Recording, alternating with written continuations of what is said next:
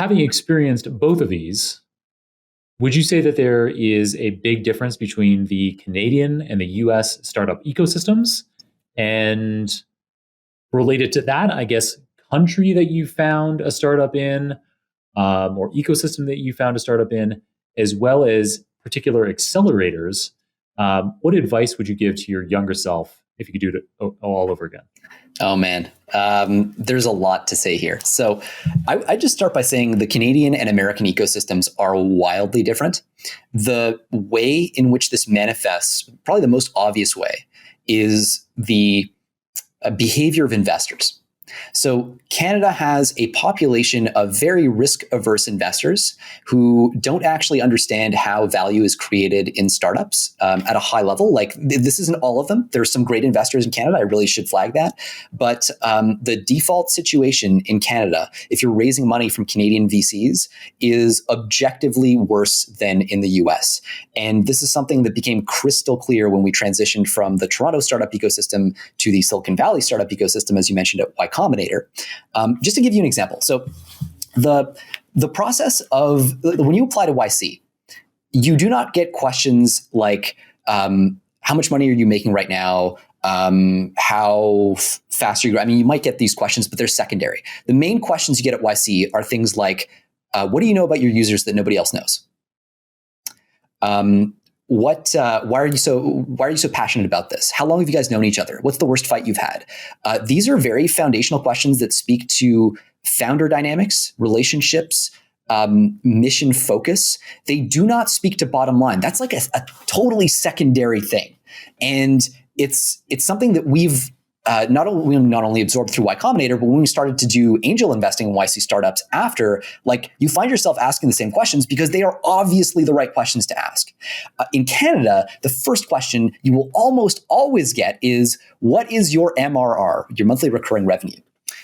So there are like investors in Canada at the time we went through, this was like kind of pre-inflation, pre-market hysteria. People were like, yeah, I don't invest in companies that are making less than $10,000 of MRR. Now, this is like their way of basically removing risk from the equation. They're being more careful. The problem is, though, when you take that mindset, right, you can ask that question. Sequoia can ask that question. Andreessen Horowitz can ask that. Every single investor on the planet can ask how much money a startup is making. There's zero differentiation in terms of your ability to tell what's a great startup and what's a bad startup based on that metric. The entire value that you offer as a capital allocator, as a person who bets on outcomes, as an investor, is your ability to do the kind of intangible analysis. The stuff that's like, who are these founders? What do they want? Where do they get meaning from? Are they going to quit?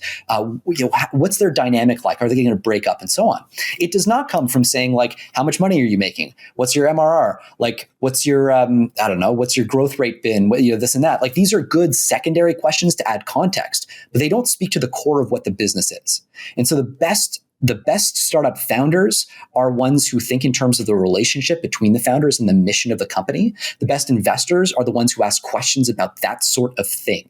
And Canadian investors simply don't tend to do that.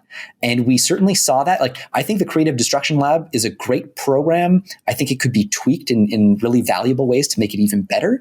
But you certainly saw that kind of mentality manifest with those investors who were all kind of asking the same questions. And one tell as well of kind of a noobish Canadian style investors, they'll try to tell you what to do with your company. So like they'll tell you things like, oh, you should go after this customer or this ecosystem.